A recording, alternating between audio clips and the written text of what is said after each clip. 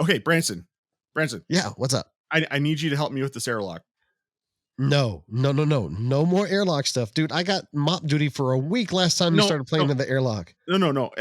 Do you know how hard it is to clean frozen mucus off of a window? We got something, like literally with the toy claw hanging off the station. I picked up a DeLorean filled with Rubik's Cubes. Oh, dude. Okay. Yeah, let's get the door open.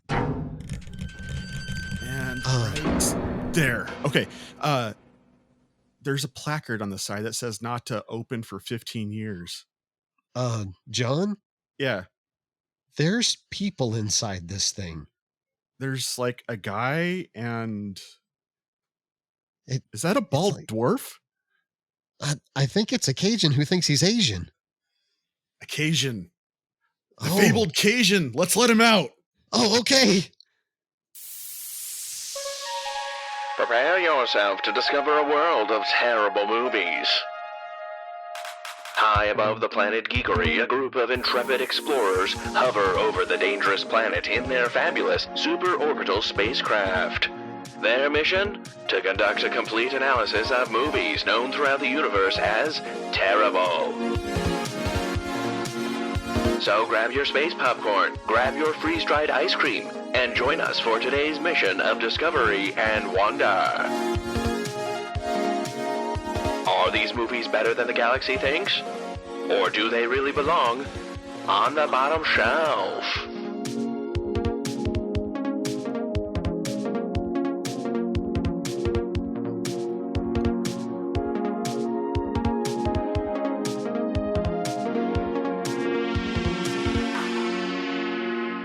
Hello, movie lovers and movie haters. Welcome to The Bottom Shelf, the show where every movie has a place on the shelf. I'm Dallas. I'm so glad to have you guys here with us on today's episode.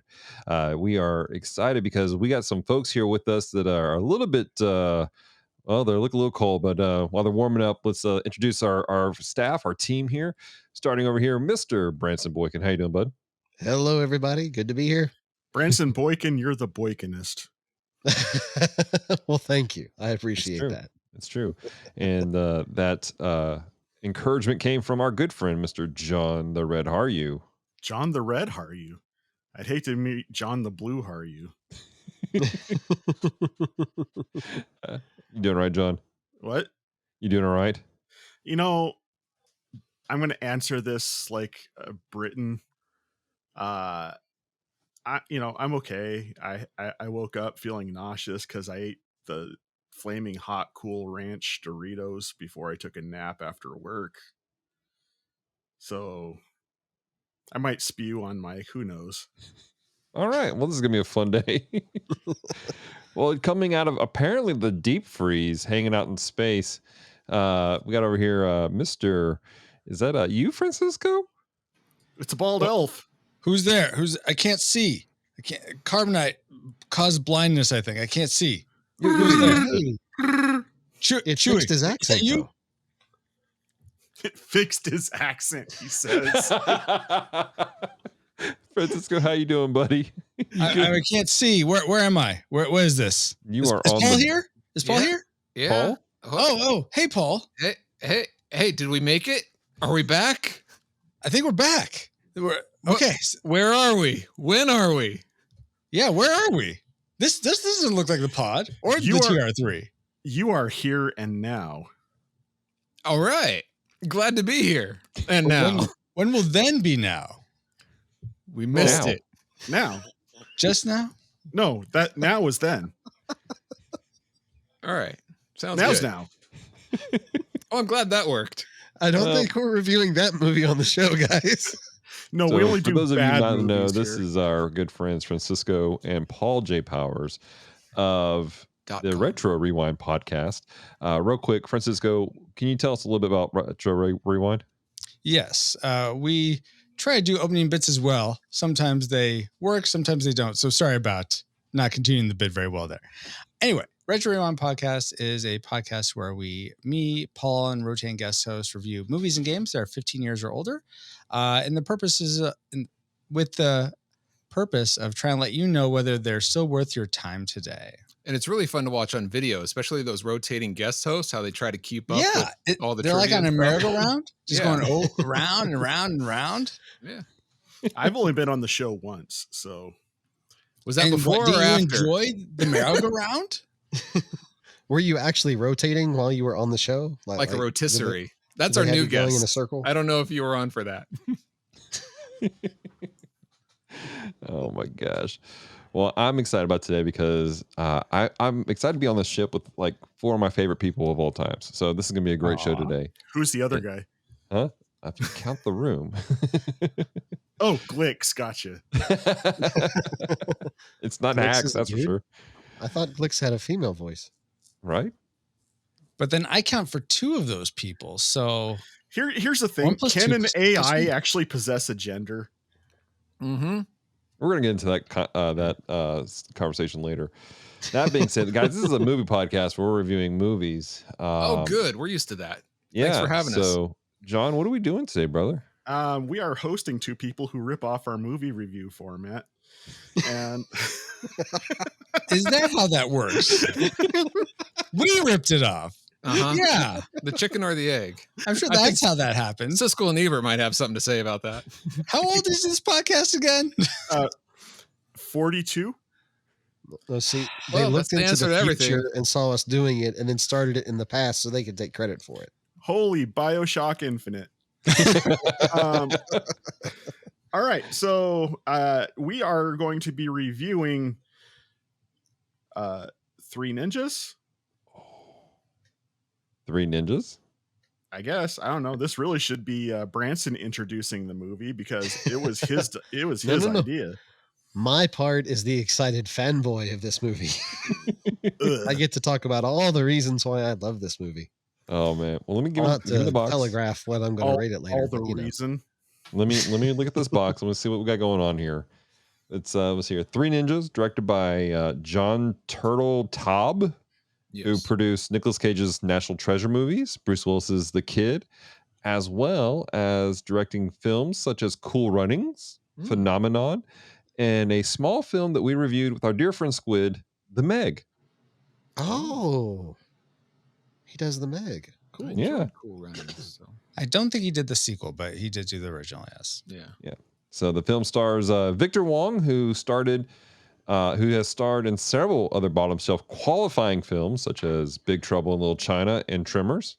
Yeah. And then co-starring child actors listed from the most successful acting career to the least, Max Slade, Michael Trenner, and Chad Power. Wait, did you just suggest that Big Trouble in Little China and Tremors are bottom shelf movies? I'm suggesting they qualify for our podcast. It could be top shelf. Put it on the podcast Why? and find out. The Metacritic for Big Trouble is 56. Out of 1,000. I John is reject that reality.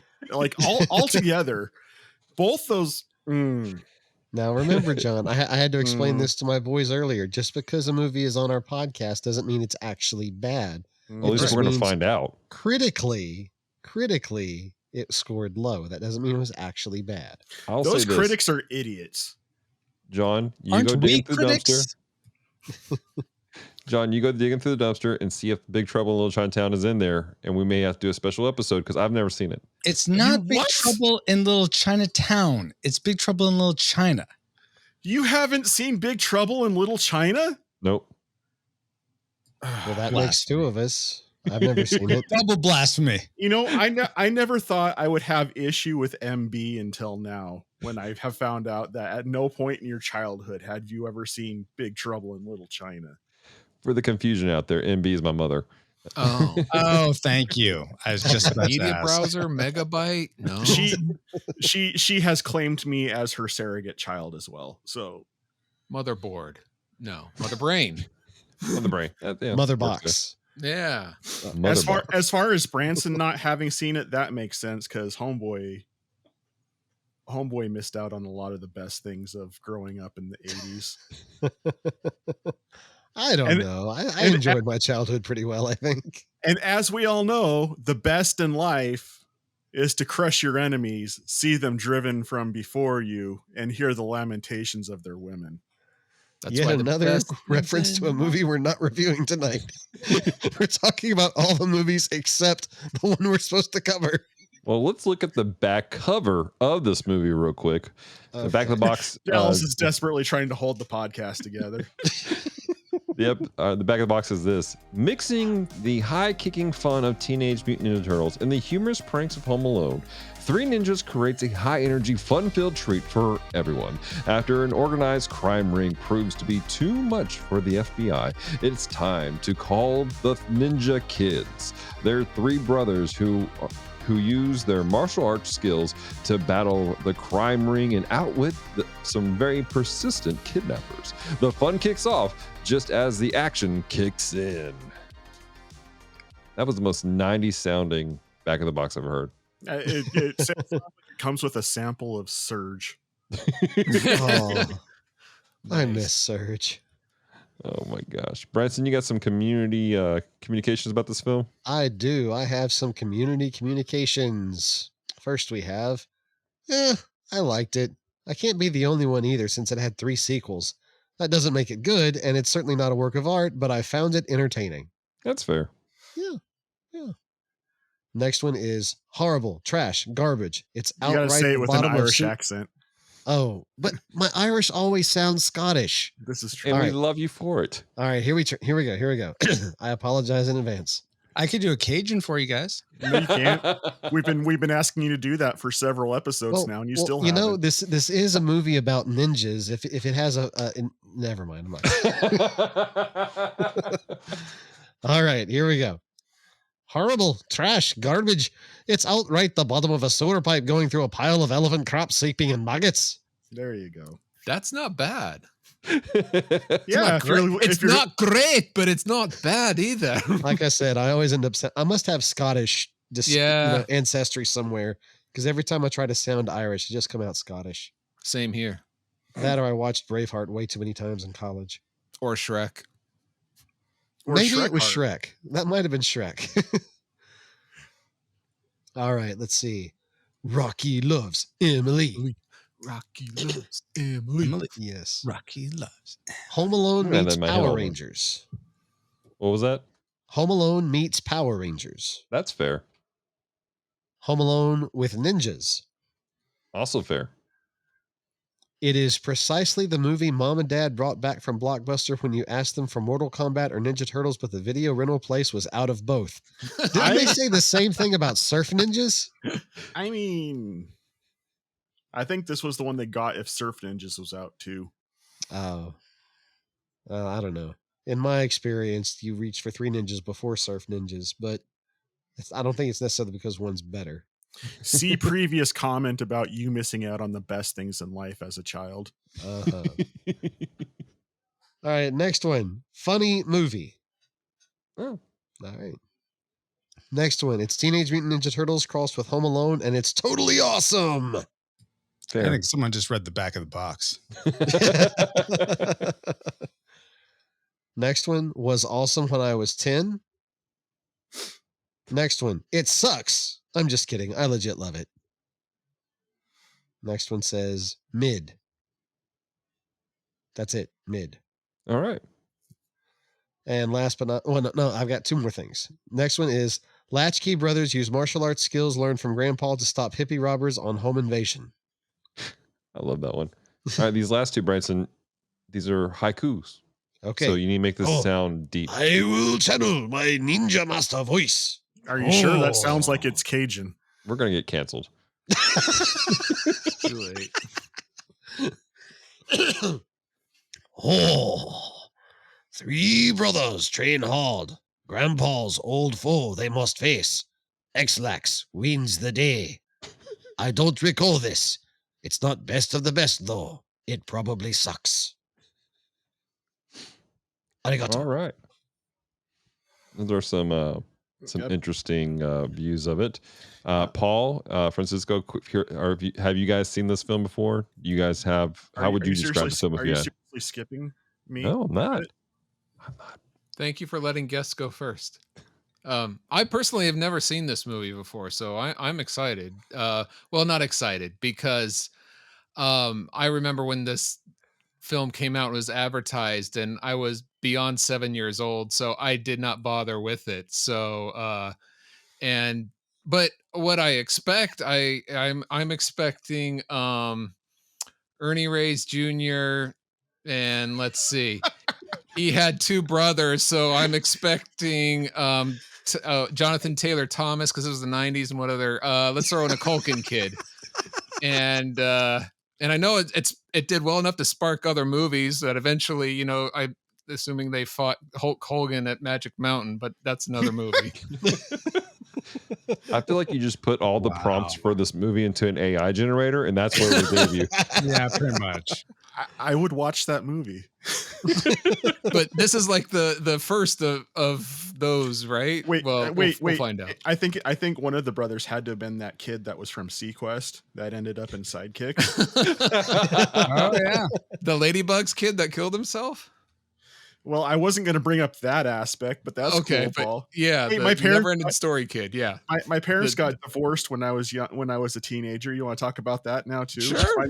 Find some. Yeah, let's go for that. Yeah, if the ninja kicks it, let's do it. Francisco, how would you have described this movie in one sentence? Well, first, I want to say I listened to your Surf Ninjas thing, so I'm not going to describe it in one sentence. You're going to have to weigh on that.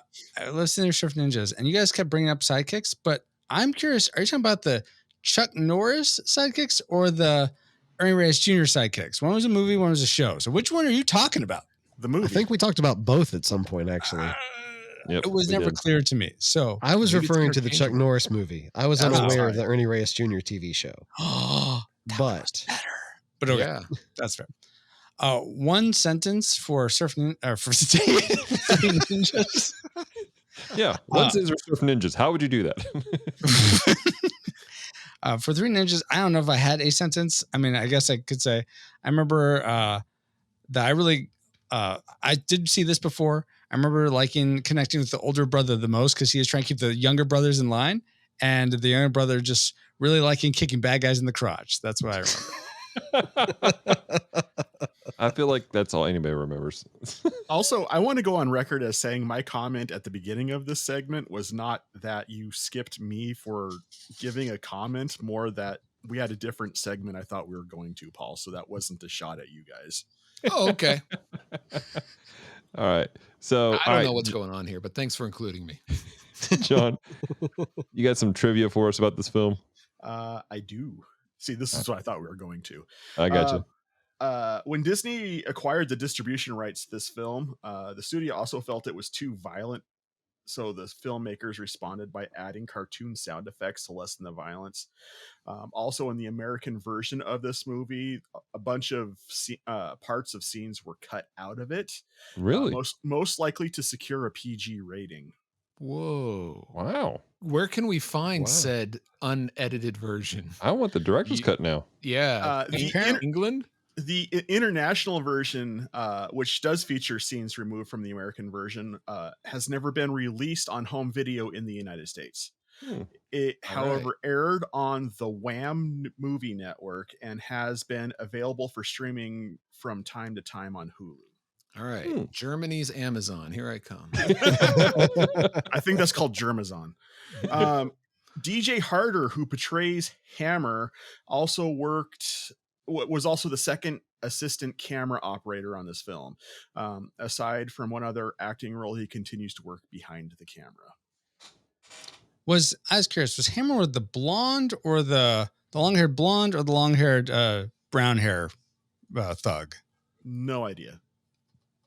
But you gave us this trivia. Yeah. I Don't up you the know trivia- these things? No. Psh.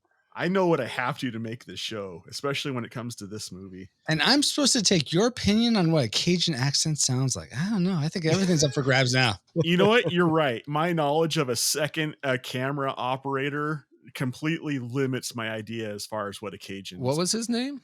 DJ Hammer was the long DJ brown Harder. hair guy. Harder. Thank you, Branson. Which one was he, Branson? The long brown haired guy. Okay. The main one? No. That was sidekick. Fester. Yeah, I was about Yeah. to say The one that played the non-Asian one. No, that was the blonde. Asian one. The Asian-looking one was the brown- Asian, the Or Asian he might be surfer, Native American, I don't non-surfer. know. Well, Is maybe he Native Cajun? American. Yeah, I could see that too. Yeah, maybe Cajun. Yeah. The grandfather was Cajun. Oh, John, you got any more trivia for us? No. This was a largely trivia free movie. I got you. All right. Well, Branson, Yes, sir. you obviously you've seen this a few times. You were excited. Yes. What are your expectations going into seeing this today? Oh, I expect to love it. Okay, so for a little bit of background, I saw this. This was another one of those movies. We didn't go to the theater a lot when I was a kid. Most of the movies I saw when they came out on video, but we hit up the local Video One and Blockbuster like all the time, especially when they had those. I think it was Video One had a 5 for 5 for 5 deal. You got 5 movies for 5 days for $5. Nice. Wow. Yeah. Now Most most of people the call it movies $1 were. a day, but okay. Well, you had to get 5 though. If you only bought one, it didn't count. You Mm. had to get 5 to do it. But it was mostly the older movies. Like I remember, no, it wasn't Video One. It was Planet Entertainment. But all the movies on the wall were like the new movies that you could rent out for like one day. But all the movies in the shelving in the middle, that was the 5 for 5 for 5 deal. So on Friday night, Dad would take me and my sisters over there and set us loose in this big one-room fun. video store, and we would all go and pick a movie out. And that's how I saw most of these movies growing up. Great. Nice. Singing in the rain again. Okay. But that's the first time I saw Three Ninjas. I saw it with my sisters, and we loved it. Like we would go play Three Ninjas later. My youngest How old sister were didn't you? like it often because she didn't want to be TumTum. But we loved the mess out of this movie. This and Ninja Turtles is what started our ninja craze in the 90s. Like we thought this was so cool. Years later, I meet my wife, come to find out that her dad took her Is to it see this ninja? movie. Huh? Her dad's No, a ninja. he is not a ninja. That would be cool though. Is your wife a No. ninja? No, she's not. Oh. She's a warrior princess. But this was one of the movies that he took her to see in theaters. So she actually saw it in theaters, had very pleasant memories of that movie because it was sentimental. Oh. And so when we grew up, we had an opportunity to get it on DVD, and we did just because we both had fond memories of it. And then when our children were born, we exposed them to it, and they loved it. So Are your children ninjas? There they we go. actually are close. My oldest just got his purple belt in Kung Fu. Whoa. So he's Spilled actually grape pretty juice close to on it. being a Good ninja. job. And my youngest he's a yellow belt right now, but he never stops. The kid can do everything. Nice. But yeah, so a lot of I can't even call it nostalgia because I see this movie at least once a year, sometimes twice a year. Just every once in a while, we'll get in the mood, we'll throw the DVD in and watch it just for the heck of it. So I'm not exactly coming into this cold. I expect to thoroughly enjoy this movie. At 480p. Okay. All right, rock it out. Like All right, God now that we have intended it. the documentary on Branson's life, John, what are your expectations going into this film, bro? I think in order to satiate Paul, we should let the guests go first. Yes. Let's do that. All right, Paul, what's your expectations for Cut today? and paste here. Hey, Paul, can you turn your audio up or get up on your mic? You're Yeah. Is this better? Yeah, I it's thought better. I thought I was being too loud, so I backed away. Because gotcha. this is not the level this is not the area I recorded at, but that's fine. I got you. All right, cool. So just saying, like you've never seen this film before. Totally. Do you want me to go through that whole spiel again? No, it's interesting because like you missed it completely that time frame. How old were you when this movie came out? Just out of curiosity. I was in high school, mid to late high school. Okay. All right. That makes a lot of sense then. Yeah. Makes a lot of sense. All right. So there was no way I was going near this film, if that makes sense. You want anybody to know who, like, you actually snuck into the theater and you just like hid yourself. No. So unlike Paul, I was 11 when I saw this originally, and I remember me and my brothers would watch it several times. It didn't quite have the resonance as Teenage Mutant Ninja Turtles, just because there were 3 ninjas, but there were 4 of us. So we sort of gravitated more toward the 4 Turtle Brothers instead of That the mak's 3 sense. Ninja Brothers. I mean, Look, they're I all saw the ninjas. trailers for both, and I gravitated toward the Ninja Turtles too. So Well, I guess you're cool, Paul. Anyway, no, I'm just saying there's more than just numbers here. But the turtles are teenagers. These Sure. kids are like tweens. So there is a difference. They're there. not tweens. They're Aren't not they? even tweens playing kids. No, they're like, maybe one might be a tween. Yeah, I I don't think know. I think what's his name? Michael Trainer was like 12 playing 11. Or Really? 13 playing 12. Yeah. All right. They look like 9 and 10 to me. All right. right, and a Because 6-year-old. you're getting old, Paul. Yeah. That's true. That's true. But Branson's not 15, by the way. He's a grown man. I think this- Oh, that's weird. Okay, moving on. I think Three Ninjas, grew up enjoying it. I think it's going to be really nostalgic to watch it again. I imagine there's going to be moments that sort of fall flat and are just like, oh, okay. But it's probably just a matter of, the 80s, 90s goofiness that a lot of movies back then had. But I expect to enjoy it. We'll see, though. All right, cool beans. All right, Brent or John, how about you, man? Some guy that I do the show with. What about your opinion? I mean, I'm going in. I saw this movie back on VHS in like '93, and I remember zero about it. Mm-hmm. So I don't know if that means that it should be Drek, or if just I was too young to remember anything about it. But it's either going to be a forgettable movie or it's going to be trash. So that's kind of where my expectations That are. doesn't sound good either way. I gotcha. Well, for me, like Branson, I watched this probably more times than I should have as a child. Demare and I rented it often from the little video store in Willard, Missouri. And also there was a little one in Ash Grove that we went to sometimes. And we loved it. We did karate. We did taekwondo at the time. And so that just added to it. And so I had a lot of fun with this movie as a kid. I'm looking forward to watching it. From my memories of it, because I don't think I've seen this probably since maybe I was in high school last time I saw this. Oh, and okay. I can see it being pretty kiddish in my memory. So I'm looking forward to enjoying it, the nostalgia, but it's not gonna be like like I was when I was 10. So those are my expectations. Also, just I did some quick number crunching. The 2 boys, Rocky and Colt, they are roughly 13 and upper 12 when they did this film. So they are teen to tweenagers. Interesting. No, TumTum, he's a kid. Yeah. So, all right, cool beans. Well, we have everything locked in. Let's go watch the film, and when we come back, we'll give our spoiler-free conversation, guys. Let's do this.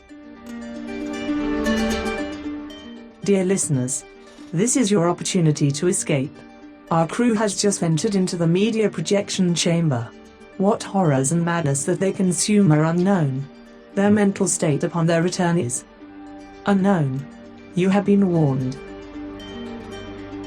Well, that was a movie, ladies and gentlemen. Branson, I want my 90 minutes back. I want sorry. I want fewer 90 minutes so I can see it again. What? Yeah. Where was Ernie Reyes Jr.? I feel robbed. I do feel robbed that wasn't ninjutsu. That was karate. So I don't know why they were calling them 3 ninjas, but whatever. Bro, I if you want to go back to the Ernie Reyes Jr. fan cast, I can definitely go there with you. That's a whole new podcast, part of the Geek Twisted Network. I knew you were trying more. But so this wasn't like the prequel to those, but there are like several movies, these kid ninja movies, right? Yes. Yes. which I think haven't the seen only any, and I kid- thought they were all relate, like the Surf Ninjas and Three No, Ninjas. there are three ninjas that are Knuckleback. in the franchise that are sequels to this. But Right. Surf Ninjas is not part of it. No. It's a separate movie. It came after, but it's not a part of it. Yep. Yeah. What a missed opportunity. What? All right. Let's get into our spoiler-free conversation All right. about the film. So let's roll this out. What are you guys' thoughts on the spoiler-free? I am 100% offended that Branson calls this a guilty pleasure, but he bottom shelved Best of the Best. I am offended down to my soul. Like, you hurt me on a spiritual level.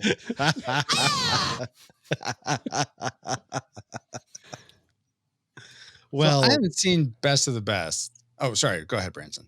Well, no. I was just saying there are distinct differences between Best of the Best and this movie as to why I bottom shelved Best of the Best, but kept this one. But you got to get into the spoilery section for me to talk about that. I will say in general, what I appreciated about this movie is actually some of the same things we appreciated about Surf Ninjas. It's clean humor. Mhm. I must have missed the humor part. You know what? Go what? Go what? I was going to say go shave Say your it. legs, but that's a different podcast. By the way, the Gundam Watch is also a podcast of the Geek Devotions Network. So if you want to hear what it sounds like when John cosplays at Sailor Moon, go check that out. But Wow. it's a movie that I can watch with my kids because I watch it with my kids often. Right. You know, and we commented when we were talking about Surf Ninjas that clean humor is so hard to come by nowadays. If a movie is quote unquote clean, it's not humorous at all. Like it's not even trying to be funny. It's trying to teach a lesson. Right. If I it know what you're leans talking into, about. I laugh at all those Airbud movies. They're so wait, no, never mind. okay. Well, that brings up an interesting point, Francisco. As a father of young kids, did you appreciate the cleaner humor in this? I know that your kids didn't necessarily watch it with you, but I mean, is that something you gravitate with this film, or? I wouldn't say that's why I come to this movie. I think it's actually the overall. I like I'll say this. I think it's less edgy than 1990 Teenage Mutant Ninja Turtles. So if you really liked Ninja Turtles, but you're like, it's a bit too abrasive for younger kids, I think Three Ninjas is a good sort of. It still has action, still has family connection, still has those bonds. But I'd say it's as humorous as Ninja Turtles, I guess. And so I don't come to it for humor, but I think it's a fun. I'd say it's a fun family action movie in a sense, or at least martial arts action. It's not like explosions or anything, that type of action. I mean, that one dude exploded the bathroom, but that's spoilers. Man, in multiple ways. I'm just now thinking about that statement. Interesting. There's a couple things you said there that made my head go, wait, what?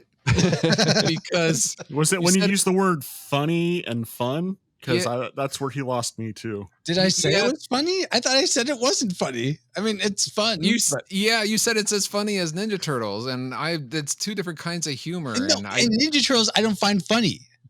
I find go it to funnier for- than this film. There are funny moments, just like there's in a lot of movies. They usually have a lighter moments to it. And you I'm said this was less abrasive. Yet one of the things that I found in this is that there were more fight scenes than the average Ninja Turtle movie or any of the fight scenes, or at least they lasted longer. Yeah, this. I like that But they too. were- So I they like were that fight too. I was scenes surprised by that. They were fight scenes in the way you would have fight scenes in a Three Stooges movie.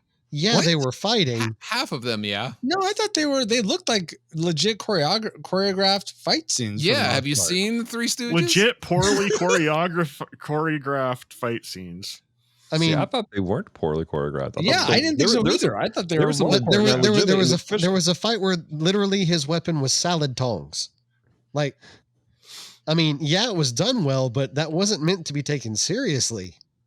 Salad right? tongs. Which part was that? I don't remember a That salad. was like right at the tongs beginning of the one. movie, Francisco. Yeah. he It's like one of the boinked them first- in the. Are we venturing into He's spoilers? no, 1,000 no, years no. of death, I remember- the I ninja remember with that the now. tongs. Yes, sorry. I'm flashing forward later on in the movie where they take those ship parts and make nunchucks. Oh, well, that's a different part of the movie. Yeah. Yeah. Okay. Well, We're speaking of the getting in the choreograph, spoiler section already. some of the choreographing was kind of like the beginning when the beginning of the film. There's a couple fight scenes that the choreography was really off, and I would say that even the fight scene at the end when every time there was a sword in play, the choreography was like super like, oh, hit here please, Yes, hit here exactly. please. Yeah. But then there were some points where it was like legitimate. Some of the fight scenes where the boys were by themselves, they weren't necessarily hitting people, but they were just doing certain things. Those are like legit. We called them katas in Taekwondo. And I found out later, both the older boys in the film, they actually study martial arts. Yeah. Well, yeah. yeah, you can tell. And- As a matter of fact, the guy that plays Colt, I think he's the only boy that you see in the future movies. The other two boys get replaced time and time No. again. Are The- you the- serious? Well, so I read this What a weird thing. waste. I couldn't figure out. So yeah, you're right, Branson. I think Colt is the only one that continues on. The He's guy like who a plays, black belt, isn't he? I think so. The guy who plays Rocky, though, who is the one I gravitated toward, he's in the Michael first and Caine. third one, and not the second one. He's recasting the second one, but apparently the second and third one were released out of order. But I don't know how you're essentially then having to film 2 movies in a year to then release the second one third. So I'm not sure because it's like 93, 94, 95. I don't know how that works. Did he get replaced by Ernie Reyes Jr.? Because that No, might be sorry, Paul. It would have made John Ernie happier. Reyes Jr. looks too Cajun. Oh my gosh. Can I just say I was, and maybe it was just me, but I was taken aback by the subtly racist appropriation that happened throughout this movie. How'd you mean? Like like I was, the grandfather married a white woman and their daughter is not mixed. Or at least doesn't present as mixed. I'll say that. Maybe she's adopted. the over fetishization of Japanese culture and then getting all the nuances incorrect and wrong. Oh, I didn't It's notice. the 90s, early 90s at that. You know what? I forgot. We were supposed to be watching a documentary, Three Ninjas. Oh, wait, no, it's not that. What- so, like, That's a you fair mean opinion to have, by the way, John. I just feel like I just you're- felt like mocking you're- it is all I you're putting it- I think you're holding Your to a opinion is standard that's not- fantastic. It's terrible, but it's great. Is it because they use the Mexican wrestling masks instead of Japanese masks? Oh, I thought those were kabuto. Kabuto, is that the right word? you're masks. thinking of kabuki, and no, that Kabuki, was yeah. not kabuki. Well, they weren't It definitely played hard into all the stereotypes of what people thought Japan was like. They weren't luchador masks. I liked how their bathrobes matched the masks afterwards. It's like, oh, we could be ninjas and wear bathrobes instead. Okay, no. See, if you're gonna like come down on something, Yeah. why Why not are come down ninjas on, wearing black in the Why middle are- of the Yeah. daylight in Well- the forest? I thought they're supposed to disappear. No, like why aren't these 3 kid ninjas wearing black? Why are you wearing stuff They were at the that's going to beginning be bright colored? because that's where the Power Rangers angle comes in. See, Because you know. toys. yeah. And so you could see them well on screen. They pop out more that way. It's like the reason why the bad guy wore red. Yeah. Because he's the devil. John, It's do you have all any other about color. spoiler-free thoughts? You don't. I'm just gonna say it. Like there were moments throughout this movie where I'm just watching them and they're just saying, "This is how this culture is," and like I'm as white is, and I'm like, bro, this. Like I pulled muscles cringing at things during this movie, and I don't know. But man. you also are very, very attracted to Japanese culture. You're learning to speak Japanese so you can watch anime without the subtitles. So Wow. you have a knowledge of Japanese culture that the average American does not. So I Yeah. could see why you would find that cringy. But the average American, especially in the early 90s, who just wanted to take their kids to a ninja movie because ninjas were Branson? cool. I Branson? mean, yeah, Branson, yes. you're saying that because you're white. Well, let me tell you, on Branson's defense, ignorance is bliss. Because I'm I can promise you that any Asian American families who took their kids to watch this movie would have seen that and been like, that's But see, not even with what that qualification, Asian American, you're talking about people who already have a knowledge of the culture. Like, I'd also like to ask, John, did you have an issue with Surf Ninjas appropriation? No, but that was because the island that they were from was a fictitious island, so they could have said that the culture was whatever they wanted to and been Did correct. they say where this was in the world that took place in Three Ninjas? They I know said it's that only their California, but- grandfather was Japanese and he was teaching them from that All right. culture. Well, here's the thing. Ninja is a Japanese thing. So Surf Ninjas already is taking a Japanese You're grasping, bro. culture thing. You're- I think I'm to be I'm fair, grasping as much as you are, so. Ninja isn't only to Japanese. Chinese had ninja as well. Ninja was just a shadow warrior. Oh, okay. I mean, yeah. That's fair. Who I think in practiced Japan they're ninjutsu. mostly called shinobi. Mhm. Is that Like right, the John? game. Yeah. Yes. Yeah, they based it on a game, Princess. Yes, that's what it was. Years Francisco. ago. I knew it. They also spoke with a Cajun accent. Lord Nobiogi was like, we should. What? There's this game. We'll call all those warriors shonobis. Yeah, that's what we're gonna do. I guarantee. Well, okay, so then given that, if the casting was flipped, John, and Ernie Reyes Jr. was in this movie, much to Paul's delight, and these three kids would've were been a in better Surf movie. Ninjas, you wouldn't have a problem with it because it's a completely fictional place? If these three kids were in Surf Ninjas, I would have had a problem with it because those kids couldn't act their way out of a paper bag. Okay, well, that's not But- what I'm asking. In terms of cultural appropriation, you wouldn't have had an But issue. I wouldn't have had an issue. No, if their grandfather was from made up Asian land, I would Mhm. not have cared. But No, the the fact- Well, it grandfather was made up Asian land. They just called it Japan. Like, Yeah, it's almost like this movie isn't a fantasy or fictional. Well, no, Okay. what I mean is the point is they leaned into the stereotypes. Mm. Like they Oh, didn't is that what's like all the cringy? way to when the boys Yes. were having dinner. TumTum is pouring himself a giant bowl of white rice. I mean, they leaned heavy into the stereotype. Is that heavy? that's what his grandfather probably has on hand to cook. because Well, he's I'm Asian. just saying that what And they somebody- did. like I know Asians, and that's not a stereotype. That's just life. Like you just cook rice. Yeah. It's like I got friends that are Mexican, and I mean they're cooking rice and they're cooking tacos and And frijoles. you guys, I'm gonna be honest with you. This is a stance I mean, you can talk to Dallas and Branson. This is a stance I never take with movies. Like this is the first time, but I mean, this I'm is the Yet really first. you surprised picked you're this taking this stance film? today. Like I am shocked that I was affected by this movie in the way that I was when it comes to appropriation. But All right. It just hit you for some it reason. just hit me wrong, and I'm like, this is bad. All right. You just hate us. I wasn't affected that way, but I can totally appreciate your take Oh, on it, man. John. But I wasn't either. But I readily admit that I have an ignorance of actual Japanese culture. So I I wouldn't. don't have an ignorance, so there you go.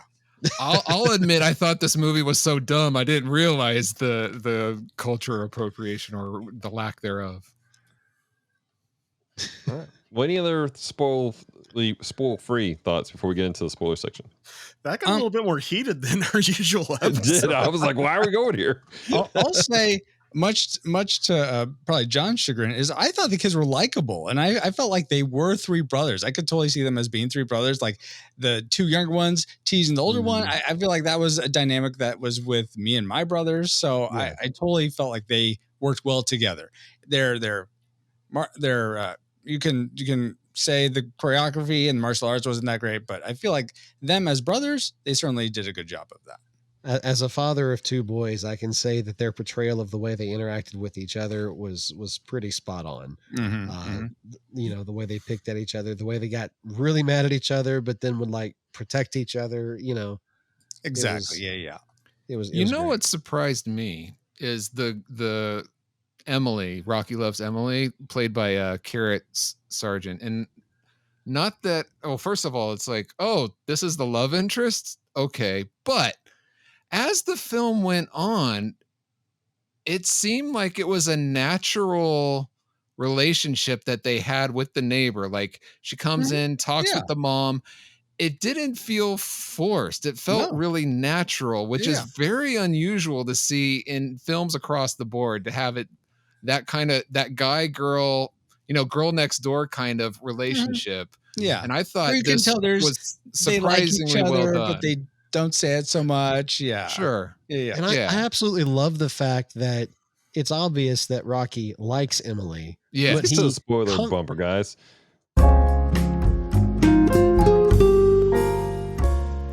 Ladies and gentlemen, the spoiler section.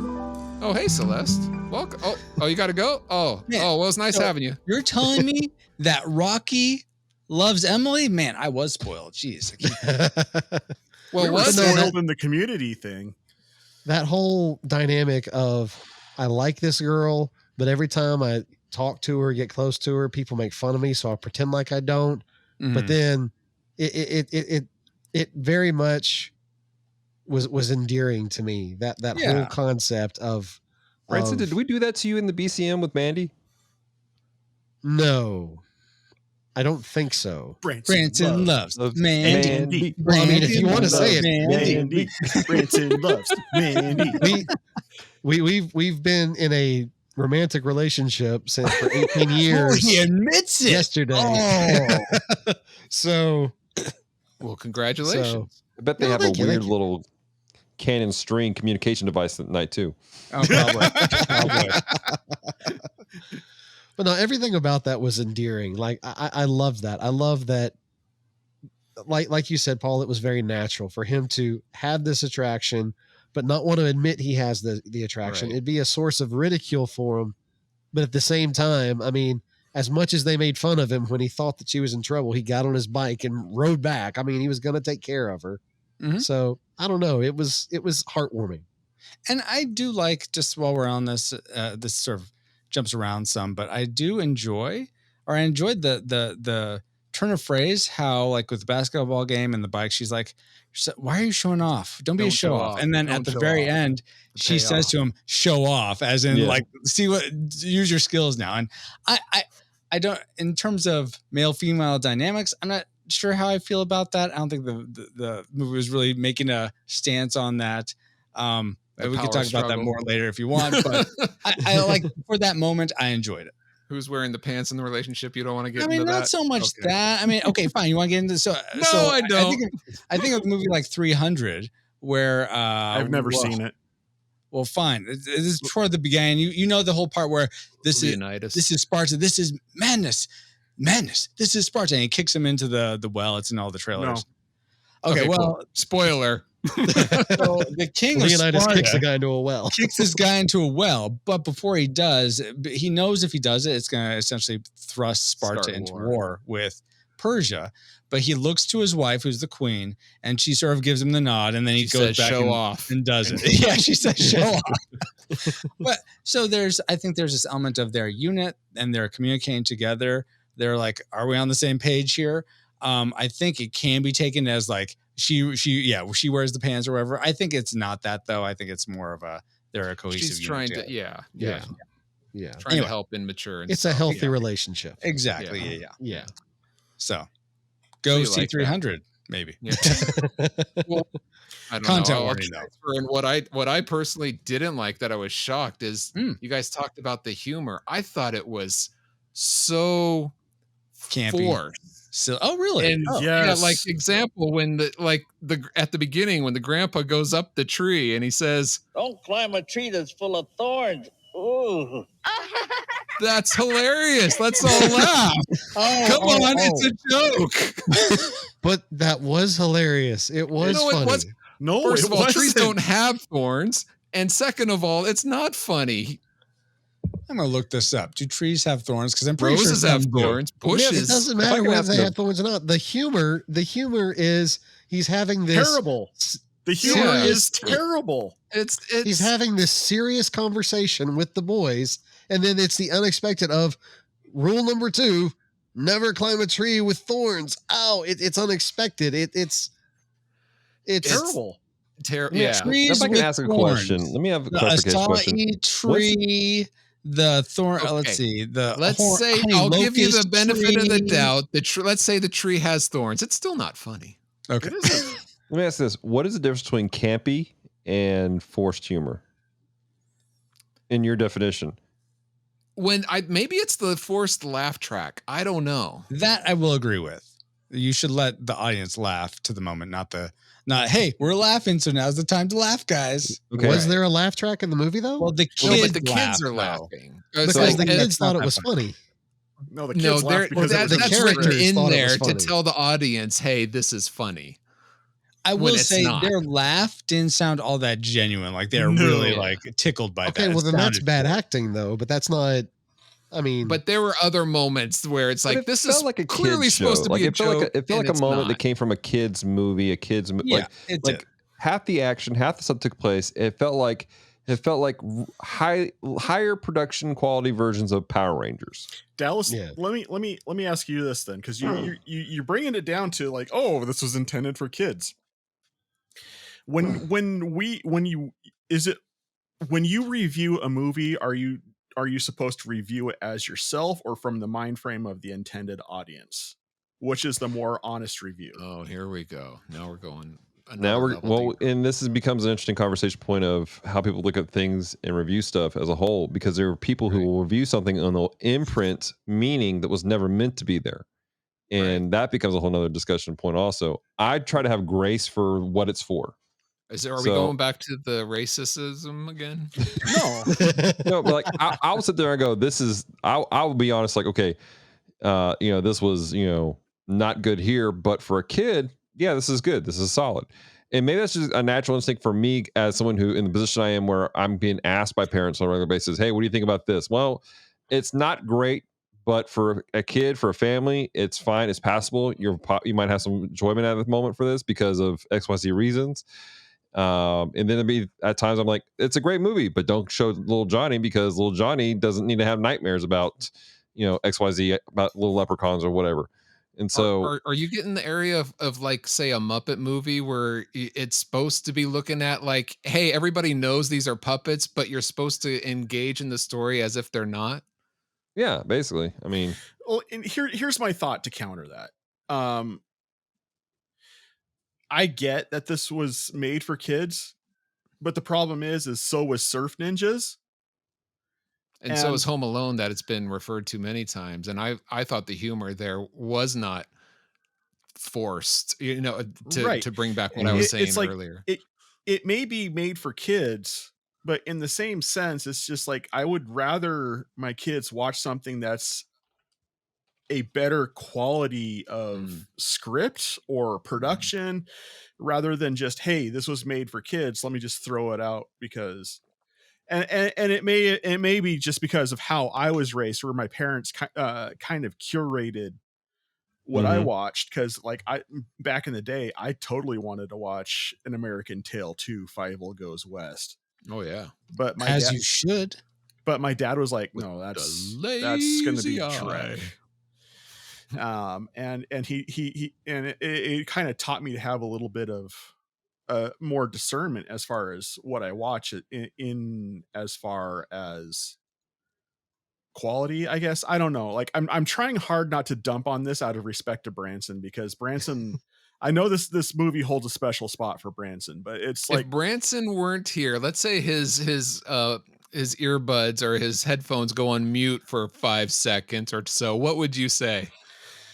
I would say that the problem with reviewing this and saying it's okay for kids is that, okay, well, there are other movies that were made like this that were okay for kids, but didn't treat kids like they were brain dead idiots by ham-fisting jokes in there that are out of place or appropriating legitimate cultures that are a real thing. Or, it's just, I guess my issue is that this movie feels to me like it was trying to capitalize on a cinematic phenomenon more so than they were trying to put something out that was of decent quality. I would say that's true too, but not because of the culture appropriation, but just because of the. Well, I was gonna save this for my final review, but I'll just go ahead and say it now. It seems like I think a director can really set the tone, and with this, it seems like it's much. Some of the characters are way over the top in reality.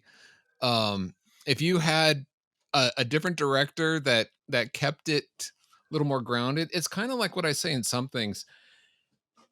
It doesn't take itself seriously. Like the movie Clue is a comedy, but it takes itself seriously. The characters believe some parts maybe a little bit over the top, but in those scenarios, those characters really feel grounded.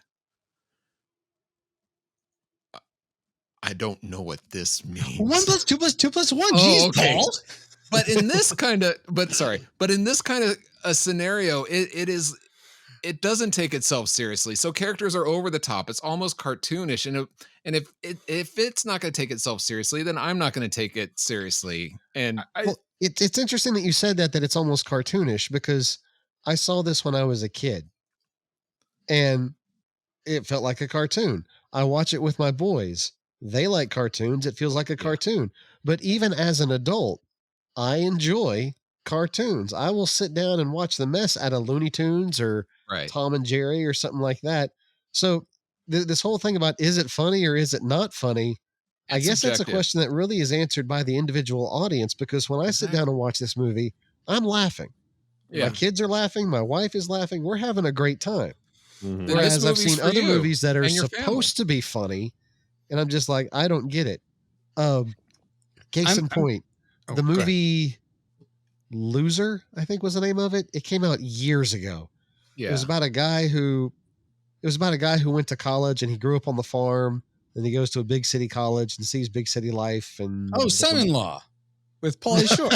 it's like Son-in-Law, but the son goes off instead of the daughter. Oh, okay. But it was billed as this hilarious movie, and we all went to it expecting it to be a comedy. I didn't like it because the jokes in there, it basically took this innocent guy who had never been to the city and made him the butt of every joke. And because I identified with that innocent guy, I felt like I was being made fun of the entire movie. And therefore you were the loser. You spent your money. So I didn't think it was you. funny. Now, the people I were there with, they laughed and laughed and thought it was great and all that. And I'm sitting here thinking, I'm just not connecting with this. This isn't funny to me. Branson, are you saying there's different strokes for different folks, and you can't please everybody, and some people are going to like it and some people aren't? Yes. Oh, okay. I think the only thing from Loser that I remember is the Wheatus song "Teenage Dirtbag." Yeah. I think after listening to Paul kind of talk about it, I think what's being described that Paul and I are picking up on a little bit more than the others here, and I might be speaking out of hand, and if I am, I apologize. But to me, what it sounds like is that Paul and I are noticing that somebody on the top echelon of this movie, be it the director or the writer, did not legitimately care about this movie. It was just a job, and that someone in charge was just treating this as a job rather than something worth doing well. And I think that's what's hitting me wrong about this movie. No one's going to Sundance or the Academy with this. Well, I'm not expecting that from a kids movie. I mean, obviously, I enjoyed Surf Ninjas. I'm not expecting that either from, let's say, Home Alone, but yet so many people compared it to this, and it wishes in a lot of ways. I think the comparison to Home Alone is because there's the big scene where they use the house as a gauntlet booby trap. Which, okay, those 3 kidnappers, I was legitimately more interested in them than the main villain in Oh, this. come Like, on, Paul. Now, No, I'm with Paul on this one. Like I will say I like them. I enjoyed them. I actually felt a little bad that they got so brutalized by the kids, but by that same token, they're doing a bad thing. They should have consequences for that. yes, but the actors they played the characters. The head guy and his henchmen, minus the big guy. Where are you talking about the lead Snyder now? Are you talking about him? Snyder, and then he had like this accountant that was like way over the top, like, oh, don't. Those guys were way over the top. Yes. And Well, that's he's hard trying to be to Terry say. Silver, Paul. So what do you want from him? But that is hard to do when compared to those 3 kidnappers. I mean, anyway. two questions based off of what things Paul just brought up. Did anybody else think that the main bad guy in this movie looked like the unholy love child of Liev Schreiber and Steven Seagal? Sure.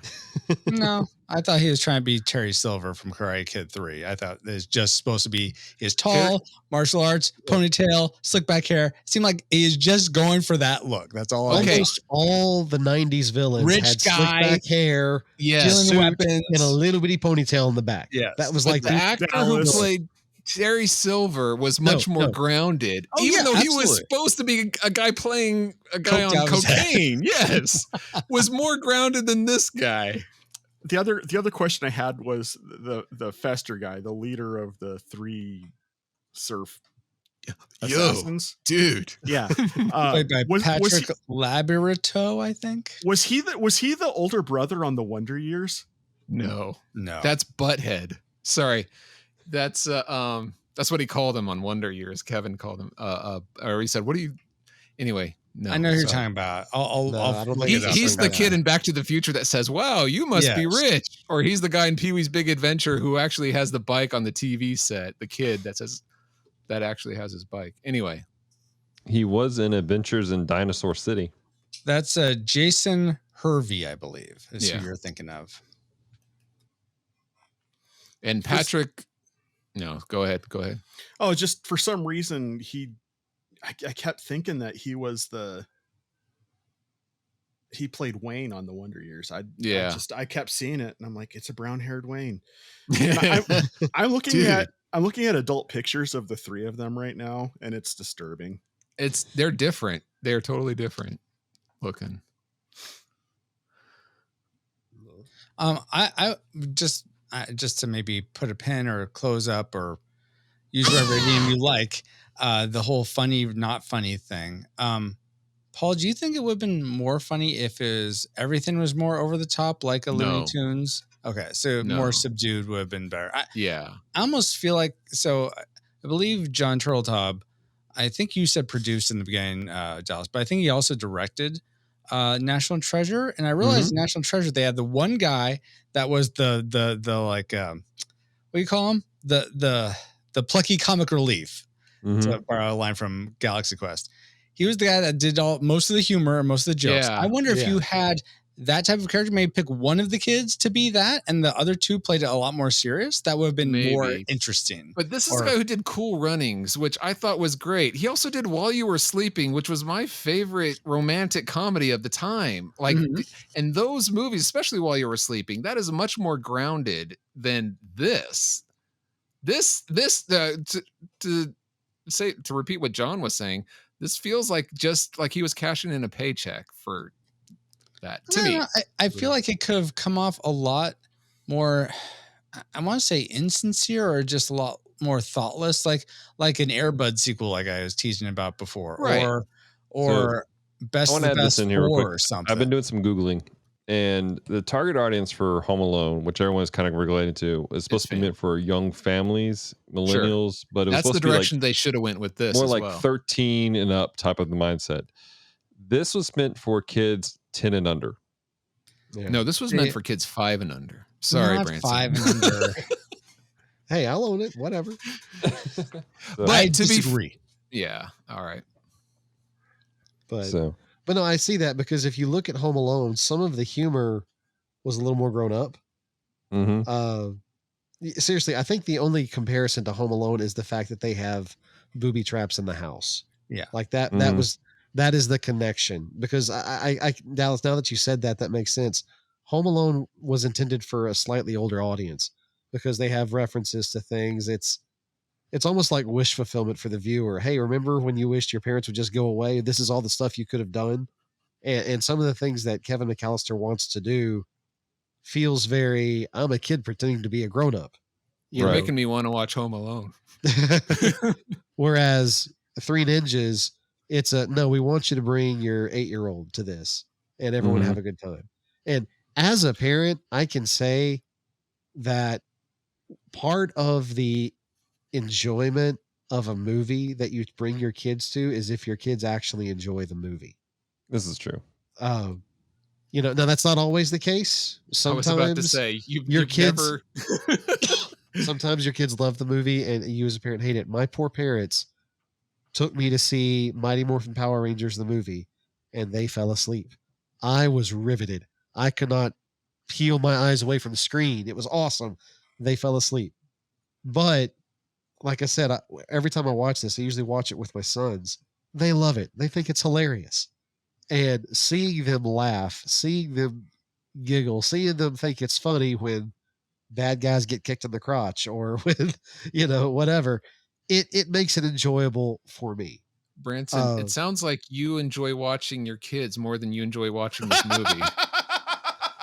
No, I mean, I enjoy watching it with them, but like I said, I enjoy watching it by myself. I would have watched it by myself for this had my kids not wanted to watch it.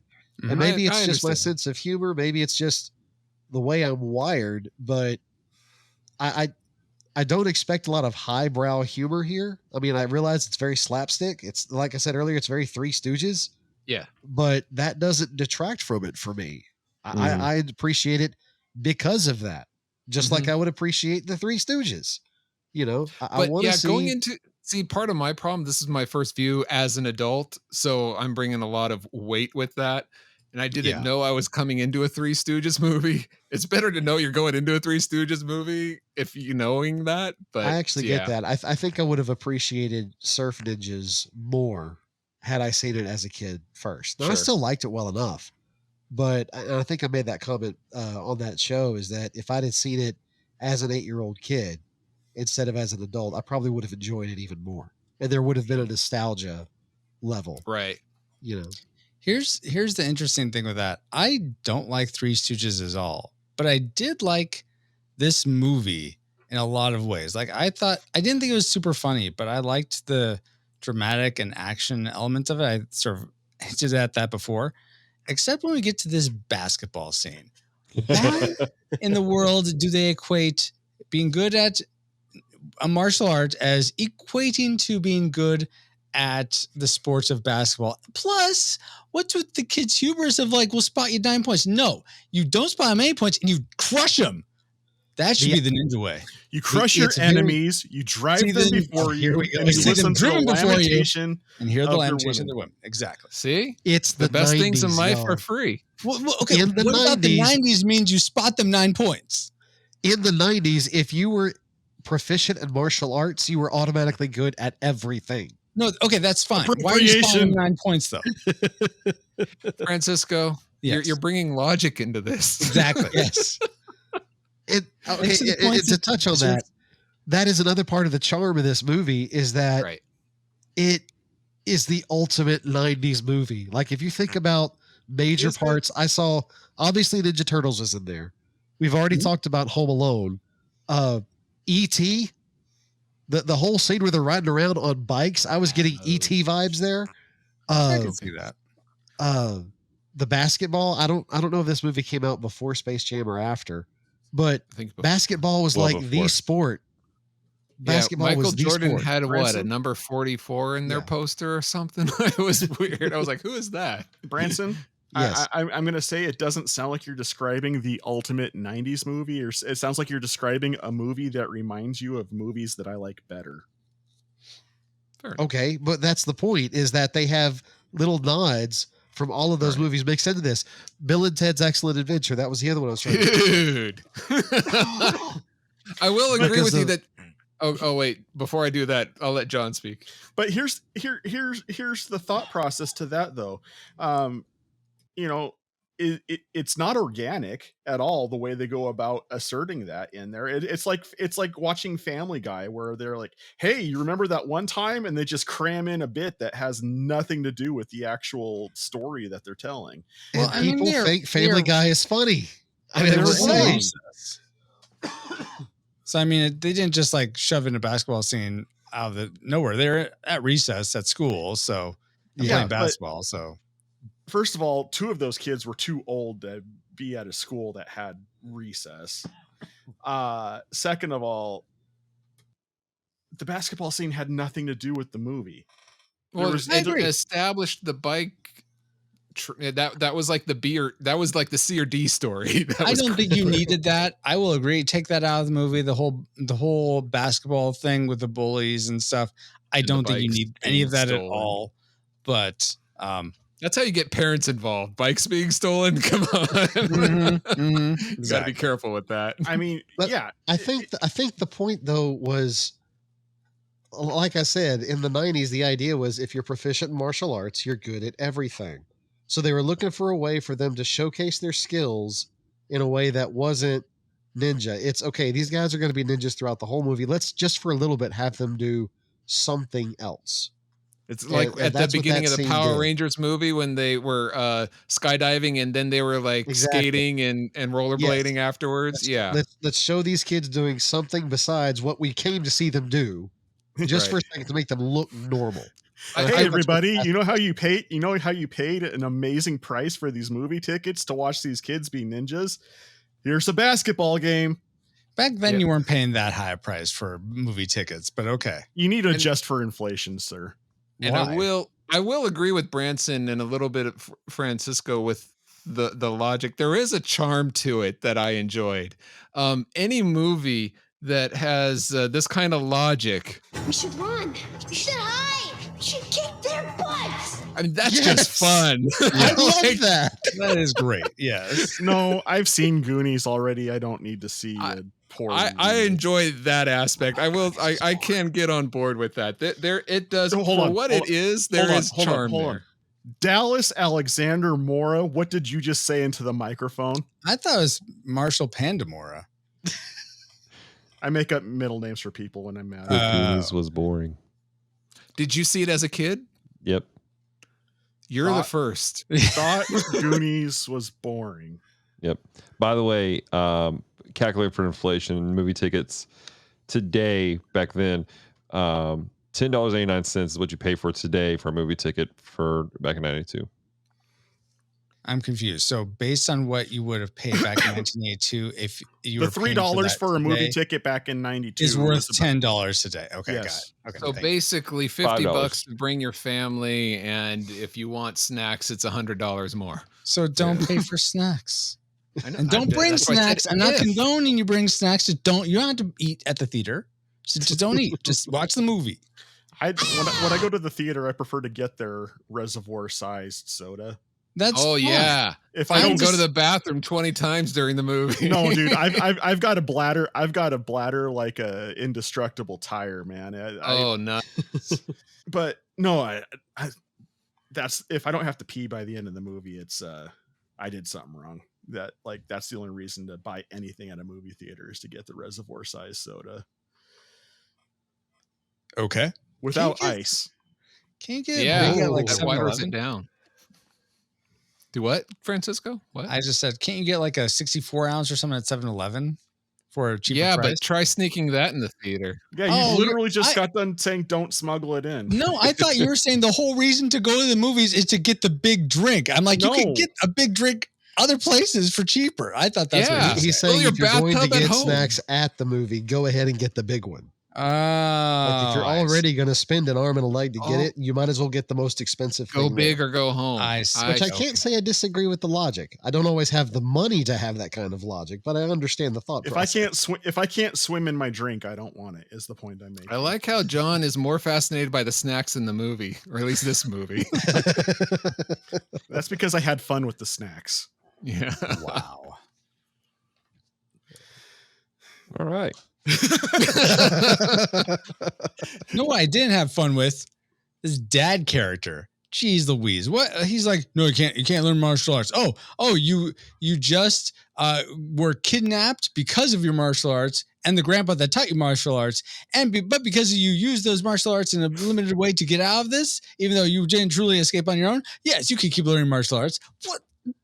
Once again, 90s trope. You have the overprotective, hard butt dad who won't let the kid do the thing that is vitally important to his or her life. Okay. And by the end of the movie, the heart softens. That is I understand so many other coming of age 90s movies. But it softens way too hard. You're talking about like his heart grew 10 sizes. I feel like it should have been like, man, I really am conflicted about him. It seems really dangerous. And I'm dad was if someone kidnaps my children and then another guy comes up and says, I have the skills to go get them, I'd be like, why are you still here? Go get them. No. I'm not talking about the grandpa. I'm not saying that. I'm like, why is he so dead set against them learning martial arts and being with their grandpa? And then all of a sudden it's a 180 to being, go do it. I feel like they should have made a 90-degree turn or something a little shorter. I'm fine if you will need to have that trope of, oh man, I don't want them learning that stuff. I see why you need to learn that stuff. But they just made it too wild of a swing. That would require the dad to act. Fair point, Paul. Fair point. I'm going to throw it out there that the way that the dad was in this movie came across to me like he had issues not so much with anything else other than just the grandpa. Yeah. Like another racist. Yes. Thank you. Wow. I saw this movie. I did not catch any racism, but all right. Yeah. I feel like he just didn't like, maybe he didn't. I would imagine he didn't like it because he knew that the grandpa was involved with this criminal. I can see that. That's what I got from it. I am convinced that the only reason why the dad married the mom in this movie is because she didn't exhibit her Asian heritage in how. Oh, I just feel like you're like reading way too much into it. Yeah, which again was what we talked about earlier, where people are putting. They're putting in meaning that never existed in the original. It's so weird to me because I don't do this normally, but for some reason this movie offended me on this level so bad. I know what it is. John is subconsciously still offended that I bottom shelved Best of the Best, and so he's like, "Dadgummit, I am gonna dump on Three Ninjas. This is just to get back at him." There's no vindication in what I'm doing here. Like, legitimately, I am just as surprised as everybody else that this movie bothered me the way that it did, but it did, and I would be dishonest if I didn't say it. Okay. Do you understand the words that are coming out of my mouth? Also, your racist. Mouth. What? Oh gosh. Oh my gosh. All right. Well, any other things you guys want to talk about before we give our final rating? Let me look here. Maybe. I have one thing. Okay. No, I don't.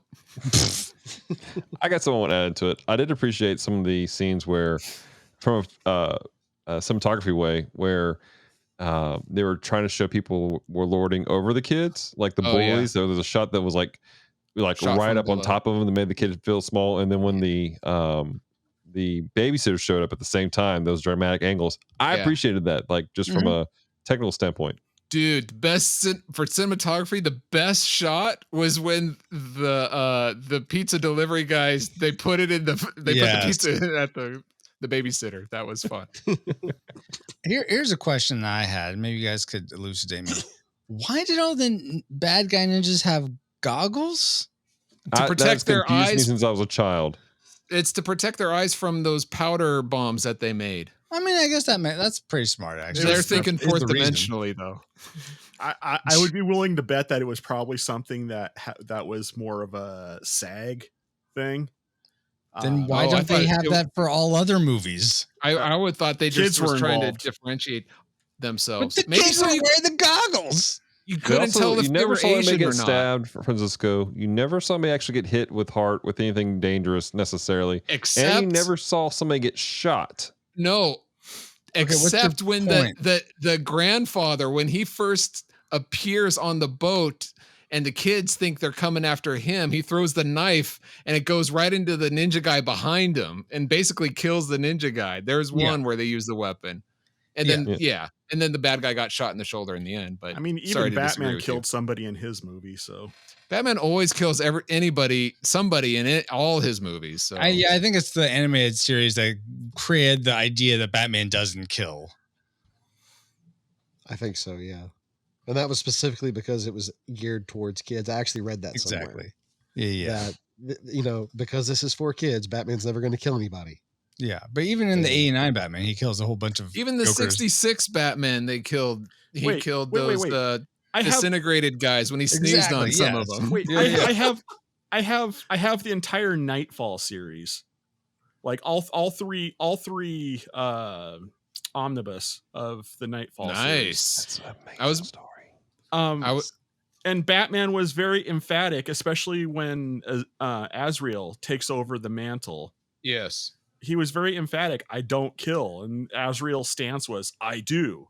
So it's like, and that was before the animated series.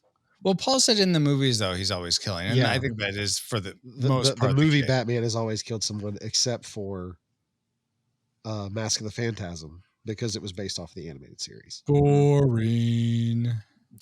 Shut your Cajun mouth. Hey, he called you Cajun. It is the most boring Batman animated series ever. Is there an ejector seat? I am now French.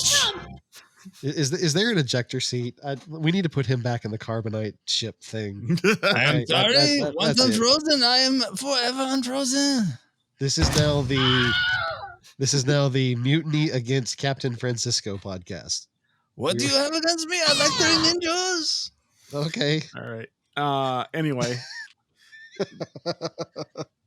Dallas, why don't you drive us home unless you got something else to say? Mask of the Phantasm was awesome. Except it wasn't. Batman's no killing rule came into effect in Batman issue 4.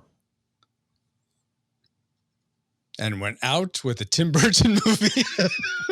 and the 66 series. Yeah, exactly. Like Paul said. Yeah, that's where the rule came from, was back in issue 4 of Batman. That being said, ladies and gentlemen, we're going to go through our final ratings of this film, which, boy, howdy, looks like there's some strong opinions happening here in this room.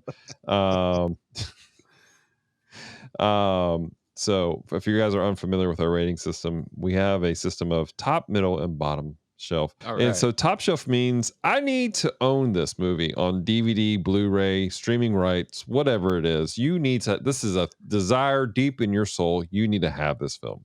Then you have middle shelf, which maybe if it's on streaming, you might watch it, something there. You're like, oh, okay, watch it, some nostalgia feelings. Then you got bottom shelf, which is probably won't ever watch this movie ever again. It's there. It's a bad movie, just not worth watching.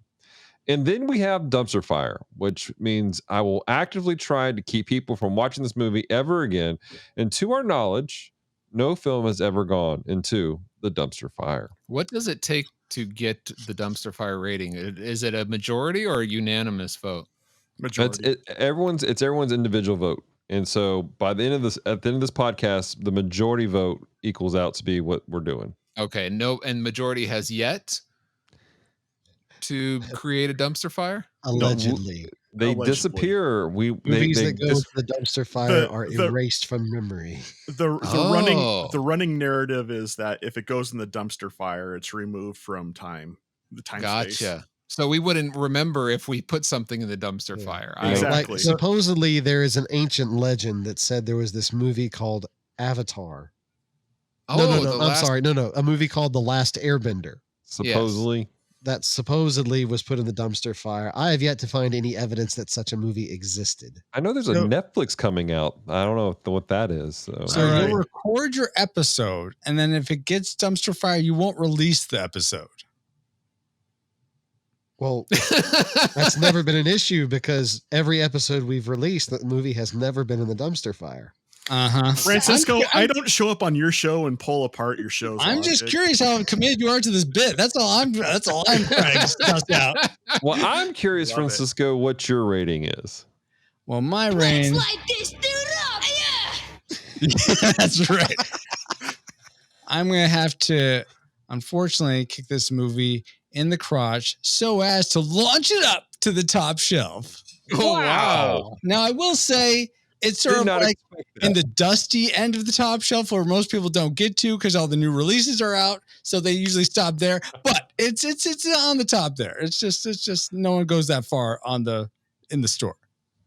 Nor All right. Yeah. It's like, and that's to just say, I wouldn't be my next buy, but at some point I would like to buy this movie for sure. I get that. I respect that. Mr. Paul J. Powers. .com. Yes. What is your final rating? Well, while Rocky, I think, had the best moves, I'm going to go ahead and quote Colt, who I think was the better actor of the two here, when he says, You're pretty good.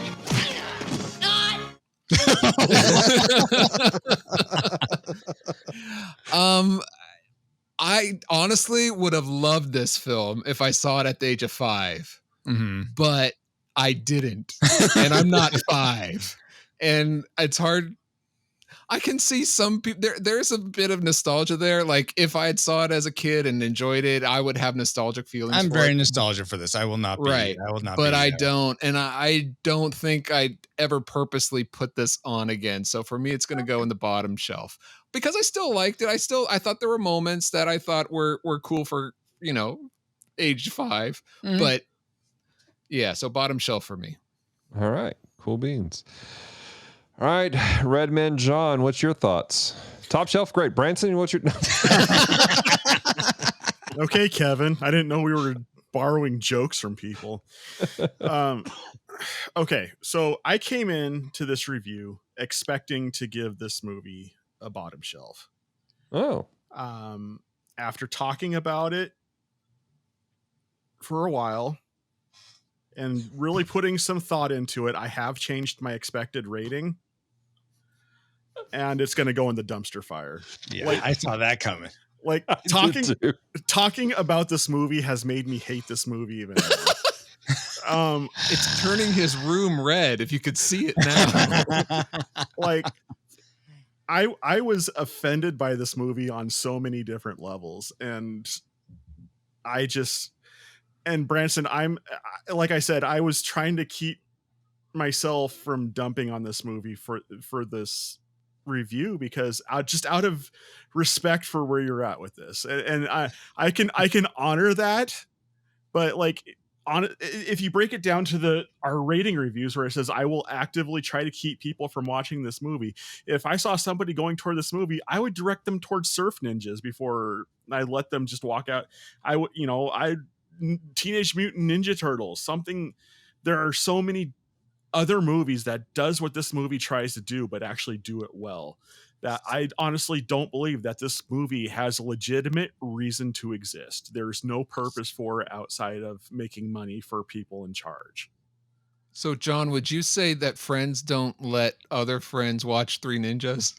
I would say no, because I don't force people not to do things. If someone is going to go out and say, I want to watch Three Ninjas, I mean, I would definitely go out of my way to give them recommendations for something I think they would enjoy more so. Like I would, and that's just me trying to be a friend by saying, hey, there's better movies. But if they're like, no, I really want to watch this one, I mean, okay, I guess. But yeah, I would not recommend this to anybody just due to the fact that I think that there are better movies that do the same thing. Okay. All right. That's okay. Well, Branson, the Bible teaches that Jesus, when he died on the cross, brought forgiveness for all sins. So we can just careful with the sacrilege, Branson. You're a pastor again.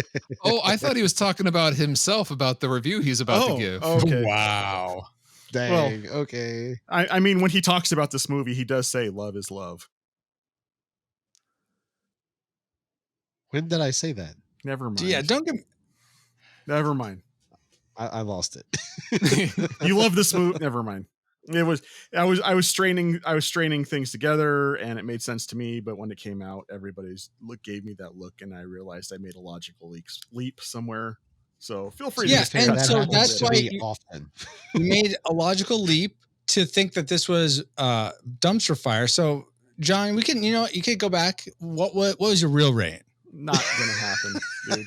Not like Oh, you said you had a logical error or something. I got confused, I guess. I'm it's easy to do because you seem to think Cajun accents sound like the Trade Federation from the Phantom Menace.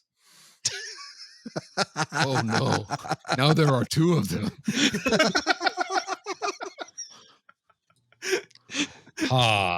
Branson, what's your rating, sir? We need to continue this show on. I don't think it's any mystery what my rating is. Even going by the strictest definition of our rating system, the top shelf says I need to own this. The truth is I already own it. I have the DVD. I've owned it for quite some time. Like I said, I watch it at least once a year with my family, sometimes multiple times a year. The humor may be kiddie, the humor may be young. I don't care. I love it. I'm here for it. I enjoy it. All of the things that make it campy just makes it more endearing to me. I'm gonna top shelf this. I think it's grand. I'm probably gonna watch it again. So right now. All right, cool beans. Well, for my rating, I'm not gonna act like this is a perfect film. I mean, there were some glaring, obvious issues with it here and there. Some storytelling was weird. Telegraphing, the fact that Rocky suddenly has a booster pack and he jumps in the air to knock down the basketball in the basketball scene. It's the 90s. They No, did he's that. a ninja. It He has was just super weird. jump powers. Yeah, they established that with the grandpa in the tree with thorns. Right? Isn't that funny? How he can dunk? Oh, but you can't see it with thorns. Or the fact that the ninjas were all wearing Russell t-shirts, but they covered them with a little patch to cover the Russell logo. That was great on the pocket sleeves. I don't know who Russell is, so yeah. So he used to play, he used to be the quarterback for the Seahawks. I did, and I'm with John. Like, if somebody comes up, they're like, oh, "I'm gonna rent Three Ninjas," I'm like, "You should probably watch Surf Ninjas. You should probably watch Ninja Turtles." This is going in a direction I wasn't expecting. So let me comment on that real quick. I remember as a kid, I preferred Three Ninjas to Surf Ninjas. Now, I will say Teenage Mutant Ninja Turtles 1990 is above those, but it's interesting you guys keep saying Surf Ninjas is better. I don't know if I agree with that, but I haven't rewatched Surf Ninjas in quite some time, so I could be wrong. You should probably fix that, and then have us on your show to do it. So, my final rating for this, I'm actually going to place this on top shelf. Oh, what? Wait, Yes. wait. I was waiting for the psych. Oh yeah. Are you psyching us out? Are you just playing us for fools? I legitimately want to own this. Like, I had a lot of nostalgia feelings for it. It was a lot of fun. I enjoyed the movie owning itself. It doesn't mean top shelf, because I went out not seeing this, went out and bought it so I could watch it. And now I own it. It's not, do I own it? It's, do I want to own it? Yeah. He's saying he wants to own it. I want to own this movie. I enjoyed it. It was a lot of fun. It was, the pacing was, again, there were some issues with it. I will gladly say there are issues with it, but I walked away having fun with the film. I laughed. Celeste and I were talking about it. We're like, it was, Celeste has never seen this movie before. She only watched probably the last 2/3 of the movie with me because she was at work, and she goes, "This feels so incredibly 90s." Mm-hmm. And I will say the last half is better than the first half. I'll give you that. Like, it picked up. Like, when they start getting into all the stuff. Yeah. I walked Just like away Jurassic Park. I walked away smiling, having fun. To me, those are markers like this is not a bad movie. Mm-hmm. There are glaring problems, and if you suddenly decide that it's a cultural appropriation, maybe you'll have issues with it. That's fine. But for the most part, I enjoy the film. So that being said, ladies and gentlemen, the final rating for Three Ninjas here at the bottom shelf is top shelf. Whoa. Disputed. It may be disputed, but still top shelf. Wasn't Surf Ninjas a disputed top shelf? It was. Only because Branson wouldn't put it on the top shelf. Good job, Branson. Well, this would be on the top shelf if some other people would just, whatever. I think John's really mad that the Best of the Best was a disputed bottom shelf film. I'm curious. Are you guys like doing a ninja summer or something? Because it seems like this is third, like, or martial arts summer. Unintentionally, this is the year of guilty pleasures. Oh, so we were all listing movies that are our guilty pleasures, and all three of us came up with a martial arts movie. That's funny. So we decided to put all the movies in the summer to be martial arts movies. Well, to be fair, that category is you're gonna get something in there for almost everybody. Yeah. Have you guys already improved? Well, if you want to continue, Dallas, but I'm curious. Have you guys said like what your favorite martial arts movie is to sort of level set some of these? The Matrix. People. No, I don't think we have. Because we basically just judge every movie independently. So it's like, oh yeah, but if someone comes to this and is like, okay, you have this opinion over Three Ninjas, but this is my first time listening to you. If I know, oh, I also love Best of the Best. Oh, I like Best of the Best too. Okay, so I'm going to listen to John's opinion on this episode because that doesn't always equate. Like whatever your favorite critic review movie is, you're always not going to agree. So you might as well just enjoy what you want. That being said, we do have a list being populated right now by one of our amazing listeners that's going to detail what films were bottom shelves and what films were top shelves for us. So that's coming down the pipeline. So we'll have a database on the website for it. Very cool. So that being said, ladies and gentlemen, it is now time for everyone's favorite part of the show. This is a weak connection. All right, ladies and gentlemen, welcome to the Weak Connection, where we take a look at these films and we try to pull out some sort of weak connection of hope and faith. We are thankful to our friend Ben Avery over at Strangers and Aliens for giving us the opportunity to use this vocabulary, the weak connection. And shout out to my man, Pastor Matt Marino, for the bumper. That being said, does anybody have a weak connection? Well, I got a question first. Should I ask whoever you got the vocabulary from, why, as a first time listener, as some people may be, why is it called a weak connection? Because I'm thinking this might be the most grounded, strongest connection from this movie to real life rather than the weakest connection. Because sometimes it's a stretch with some of us. Yeah, it's because initially when we first started doing it, it's because we wanted to make obtuse observations that only loosely correlated with the movie. But oh, is this like a what do they call that? The Jesus juking, like whatever someone comes up in a positive way. Yeah, it's Jesus juking in a positive way. Yeah. Okay. I almost said Jesus jujitsuing, but that's the wrong one. I want to learn this. Where can I learn this discipline? You learn to hit people and turn the other cheek at the same time. Yeah. Cross jujitsu. All right. The Vatican, by the way, in the catacombs. That's where you learn that. Oh, okay. Oh, it's Warrior Nun. Cool. All right. So, does anybody have a weak connection for us today? I actually do. Let's go for it, B. All right. So there's a very touching couple of moments in the movie where the grandfathers, they hold out their hands and clasp them, and he's like, rope of 4 strands, not easily broken. Yes. I don't remember exactly what the verbiage was there, but the idea was so long as they had each other, they couldn't be beat. Right. And they actually borrowed that from the Bible, as a lot of sayings of wisdom are. No way. Dude. Dude. It's like there's a whole book for it. Whoa. But in Sounds Ecclesiastes chapter 4, starting in verse 9, it says, 2 are better than 1 because they have a good reward for their toil. For if they fall, one will lift up his fellow. But woe to him who is alone when he falls and has not another to lift him up. Again, if 2 lie together, they keep warm, but how can one keep warm alone? And though a man might prevail against one who is alone, 2 will withstand him. A 3-fold cord is not quickly broken.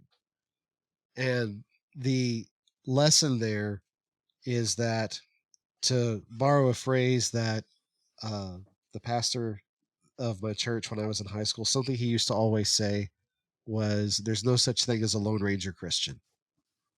Our faith is meant to be lived out in community. We're supposed to be with other people who share our faith, who can lift us up and encourage us and spur us on, so that when we have these moments where we trip and fall, when we have these moments where we feel weak, when we have these moments when we feel like we're unable to get through the things, we have people that we can rely on.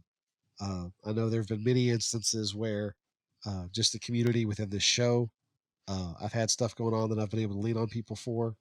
I've got a men's group that I meet with twice a month, and I feel it when I miss a meeting. Like it is palpable when I'm not there. And it's not even that what goes on there is super spiritual. Sometimes we get together and just joke the whole time, but it is uplifting. It is encouraging. Uh, the guys on this podcast, we're in contact with each other pretty much all day, every day through messaging and whatever else. We talk about stuff. We share funny stories. We share funny videos. Dallas, John, and Branson, by the way, they hardly ever talk to us. I don't know why not, but I mean, we can loop y'all in too. We've got a chat for this show. We can keep it going. Because, Francisco, you are super regimented and need things to be in an orderly state. That's right. Fall in line, John. I can't do it. But anyhow, I think the lesson of the grandfather had in the movie, and the lesson of Ecclesiastes is you're not supposed to do this alone. You're supposed to do it in community with people. And if you're trying to do it by yourself, you're setting yourself up for failure. So if you find yourself in a position where you are alone, you don't have a group of people that you can hang out with, I would encourage you to reach out and find some people. And through the miracle of modern technology, it doesn't even have to be people that are necessarily live close to you. I mean, that's certainly preferable, but we have an entire community through Devoted Geek Life and Geek Devotions where we get together and we do life together. So Christianity was not meant to be something you do alone when no one else is watching. It's something that is meant to be lived out in community with other people. And that's my week connection for tonight. I like it. I'm going to add into it because basically that was where I was at too, because it was just so blaring obvious. Place to go with it. There is an interesting conversation about the threefold cord aspect of it, and a lot of commentators and a lot of people talk about it. They generally talks about two people coming together, and the spiritual aspect that some people bring into it. And again, this is just speculation. This is a conversation people have had. Is what makes that threefold cord strong is the third cord, and that is God. Having God in the mix, having God with you in that situation. That's where there's really a strength, and you can have two guys who hold each other up, and then we encourage each other and we work things out, but we include the spiritual aspect of it, of our faith. That's where things kind of take a switch. That's where things begin to change, because we're seeking wise counsel. And even the following verses out of this one talks about seeking counsel, seeking wise counsel, and what that looks like. And if we don't do that, and so I was going to echo what Branson said. I mean, the community that we have here, just us as friends, through Geek Devotions, through the bottom shelf chat that we have, and then even just people outside of that. Geek Devotions is part of the Culture Box community, which is what a network that Francisco has started for us. And the guys are in that group. I mean, we encourage each other often, and we laugh a lot in the Discord channel that we have for the team there. And it's so important. We've got to have this. I've known way too many guys who have quite literally lost their minds because they were flying solo, and the stress and of life and the things that are taking place around them deteriorated them, and because they're trying to do it by themselves, and we're not built that way, like Branson said. I've seen too many people give up their life because they refuse to be in a community for one reason or another. Yeah. And so for those of you listening, if you're struggling, it's not easy being in community. There's sometimes people rub you the wrong way. Sometimes they hate your favorite movie, and that's okay. That's one of those things that will take place. But being in community, it's not easy. There's choices you have to make sometimes, but it's so much worth it in the end. Can I add to that, or actually highlight something that Branson brought up? What was that, Paul? I said, I don't know. Can you? I'm trying to bring the humor of this movie into the conversation. Wait, Paul, let me help you out with that. Say it again. I don't know. Can you? There you go. Perfect. Anyway, something that a friend of mine, Kennethan, who's a Twitch streamer, has been going through a book because he was challenged about, I want to say 6 months to a year ago, about are digital churches still churches versus analog local churches, and he's really come to the point where digital churches are good supplements, but they shouldn't take the place of local community. And so I just want to highlight that and just like you were saying, Dallas, that it's being in a community is hard, especially if you're actually meeting people in real life and not just online. But I think you can, like, me and my wife are part of a small group at our church, our local church. And if we need something, like we need to be taken to the hospital or something where we need help right away, as awesome as you gentlemen are, I can't really get that type of help from you guys because you're across the country. You need someone to help move your furniture. Is that it? Yeah, exactly. Thank you, Paul. All right. So you saw through my guys. No, I mean, I'm relatively close. All right, fair, but you're not like 10 minutes away. Everyone's relatively close. Branson's not 10 minutes close to me either. Branson's a good 20, 30 minutes away from me. Yeah, if you're comparing like someone on Alpha Centauri versus you guys are like a minute, a second away. Dude, but that's walking distance. I'm just saying, same day. It's important to try to build community locally as well, not just lean completely on virtual communities, because like in Hebrews, the writer of Hebrews is saying, and this is chapter 10, and I might be proof texting, so apologize if I'm not getting the full context of this, but he says, starting in verse 23, let us hold fast the confession of our hope without wavering, for he who promised is faithful, and let us consider how to stimulate one another to love and good deeds. And this is the key part, not forsaking our own assembling together, as is the habit of some, but encouraging one another, and all the more as you see the day drawing near. So I just want to throw those 2 cents and highlight that aspect of community, that online's great, but local, I think, is more substantive. Or substantive isn't the word, but important. Yeah. I want to add something to that conversation you had about, I did some study on the vocabulary in that verse, and it says, let us consider how to stir up one another.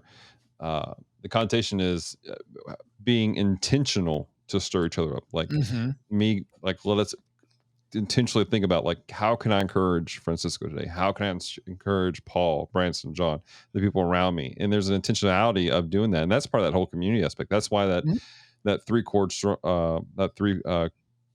rope is so strong, is because there's intentionality of going, I'm going to be present to help somebody today, to help my brother, to help my community. And if, again, that's where that isolation, if we're not being intentional about that, we're creating isolationism. You're just a cord by itself. You're not intentionally wrapping yourself around. Right. Well, you don't get that? Should I explain further? I guess for me, so you're saying be one cord no, if you're not in community, you're just a cord by yourself. You're not wrapped around. Oh, I thought you were saying one cord wrapping around yourself. Okay, no, you're not around yourself, around the community, around others. I just misheard you. I understand nothing. No, it's fine. It's a coil. It's a spring. That's just called tying yourself in knots at that point. Exactly, yes. It's a slinky. Sure. What a wonderful toy. Everyone loves it. But I'm right. I'll go ahead and jump in. That stood out. The chords stood out to me. What was interesting to me is that all the ninja rules seem to be based on biblical verses. Another one was the strong is to protect the weak, and that's in several places. Romans 15 verse 1 is one of them. It says, now who we are strong ought to bear the weakness of those without strength, and not just to please ourselves, but to please each of us is to please his neighbor for his good or his edification or her. So, and then another shoot, I lost it. What happened to it? another one was don't get in a fight, don't start a fight you know you cannot win. And that just reminded me of Jesus's parable when he was talking about the cost of discipleship in Luke 14. It talks about how a builder of a tower doesn't go out and just try to complete it without trying to design it. He tries to look and see the cost and everything. Otherwise he'll be mocked and everything. So I was shocked at the biblical standards in this quote unquote kids movie. So I thought it was cool. However, I didn't realize, I wasn't making those connections of how those ninja rules were tied to biblical themes, Paul. But it's interesting because there's this verse where Satan masquerades as a angel of light, right? And ninja are. I thought ninja were all about the art of deception. So I'm wondering if this movie's playing a switcheroo on us, thinking that ninjas are the good guys when actually they're the bad guys. I don't know if they're the art of 400 deception. Club. Why don't you just calm down there? That's the 700 Club to you. You didn't quite make it that high. Oh my God. I need a better kick in the crotch, I guess. Ninja is the art of deception. I thought that was magicians. Yeah, ninja Well, they do that too, but deception. It's the art of concealment. Okay, Yeah. It's different than deception. okay, but you're not supposed to just be out there helping people. That's more. I feel like I equate that more to samurai. Not that all samurai are great, but more than to the Shadow Warriors or Shadow Clan ninjas. I think that is one of the differences. Samurai had an honor code, whereas ninja did not necessarily. Exactly. Ninjas Not were that just they weren't assassins, honorable. bro. Yeah, What was that? Yeah, Ninjas they were were just mercenaries. assassins. They were work for hire guys, whereas a samurai had an honor code that they followed. Mhm. But once again, this is a 90s movie with 90s tropes. Ninjas are cool. We And want the 90s ninjas to be the good- appropriation. Is this like Disney trying to say pirates don't steal? Right. Exactly. Yes, exactly. That's how it's tasted to me, Paul. Exactly. We're trying to paint ninjas in a good light, whereas I don't think that's really the case, especially when they're not even doing actual ninjutsu. They're doing Or karate. rapping. Everyone knows ninjas rap. To be fair, ninja, what go made ninja, ninjutsu was the fact that they used things that were around them. Like it was the stuff that was like most shinobi, guerrilla they look warfare, like then. normal farmers because that's how Right. they blended into their community. They used the stuff they had around them. The sai was originally a gardening tool. I mean, that's what makes ninja. So it wasn't necessarily like there's there are some legitimate ninjutsu type of stuff, like the way you walk, the way you should do certain things. The fact that you wear dark blue, you don't wear flashy red colors, you don't wear satin. Fighting with household objects is not a Jackie Chan thing only. No, very not. Cool. So, John, do you have anything you want to add to the weak connection area? The only thing I want to add is I missed a golden opportunity when Paul said, and they weren't rapping because ninjas rap. And I would like to counter that by saying, yeah, Vanilla Ice doesn't rap either. Because he's poor now. Is his movie Cool as Ice? Is that the name of it?